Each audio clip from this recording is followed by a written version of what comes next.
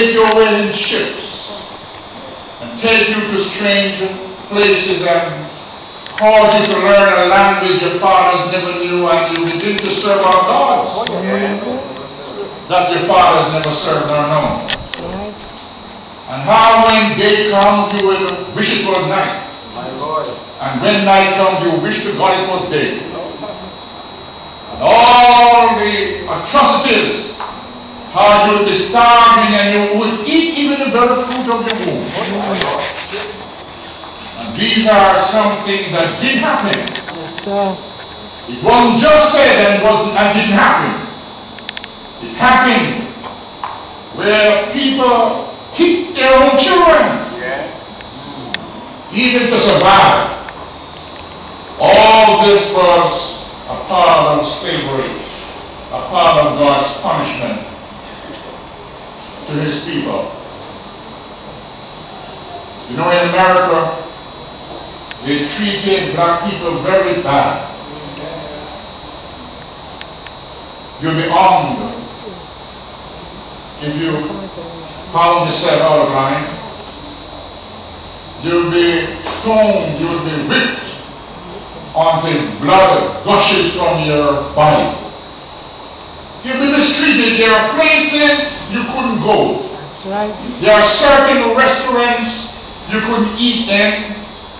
And there are certain schools, not so far away. That's right. There are certain schools that they could not enter for a decent education. That's how it was. But after about 200 years, men rose up. Men like Martin Luther King Jr., who brought the consciousness of the nation to the creed that they made. That God has made all men to pursue happiness. Brought it to their understanding, and he got a lot of work done.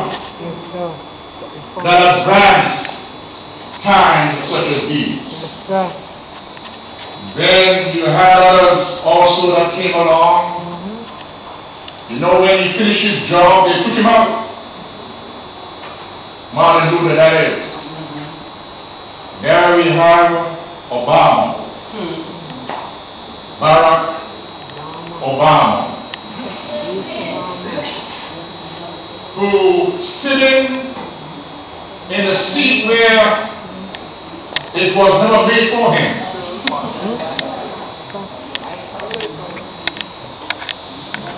For when they were building the White House, he was not in their mind. No, sir. He was just 3/5 of a human. That's what they say.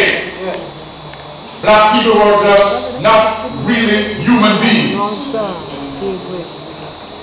But God in due time proved them wrong. Yes, sir.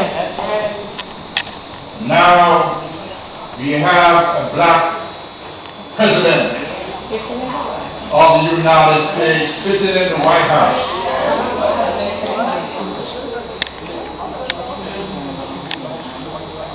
With his wife and children.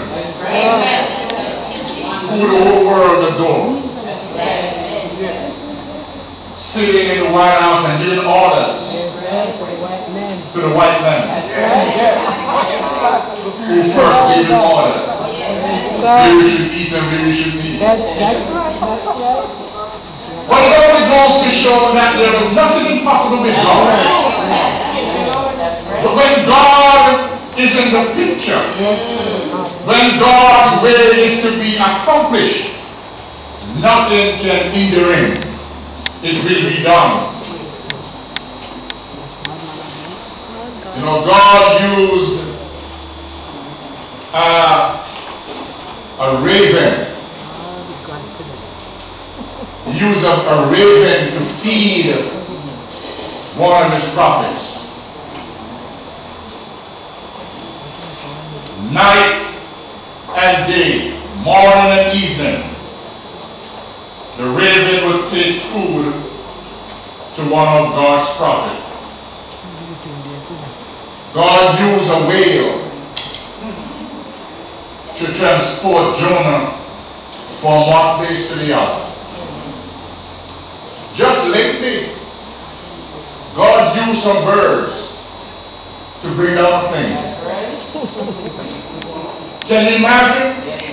A big, heavy plane. God used some little light birds to bring it down. God can do whatever He chooses to do. My granddaughter used to sing the song. He can. He can move the mountain. Lead us around them. Stop the wind from blowing. Stop the thunders from blowing. God can do what no other man can do. And when you see these little things, sometimes you don't pay no attention. It's just another incident that happens in life. But God is in the working business to show that He can take something insignificant and do a great work. Who have entered into the treasures of the stone? Who have seen the treasures of the age? That's right. Which are reserved against the time of trouble. That's right. Against the day of battle and war. God doesn't need atomic rifles and Sputniks and all kind of man-made weapons to fight the nation. God has His own arsenal. And when He gets ready, He unleashes it, and nations will begin to fall.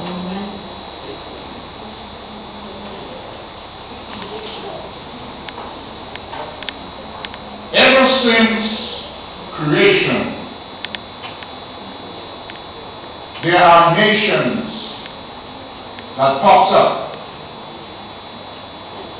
one after the other. We had Egypt as a world power. A place where everybody had to run to in order to survive. Just as now we see people trying to get to other places to make a good living. People had to flee to Egypt because that was the nation that God blessed. And Egypt became the breadbasket of the world. When our forefathers ran out of food in their own country, they migrated to Egypt. And there they became a nation within a nation. And after 400 years, God took them out of Egypt, brought them back to Canaan, gave them possession of the values of other nations around them. Egypt became arrogant, and Egypt thought that they could box with God. But they discovered that their hands were too short to box with God. God knocked them out, and they are still looking to recover. Up to this very day. We read about places like Babylon, who dominated the world at one time.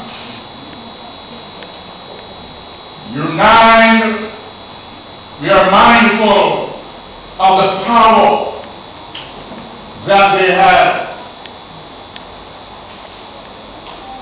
And they were, I understand, the first to create hanging gardens. A beautiful sight to behold. And it was during the time of one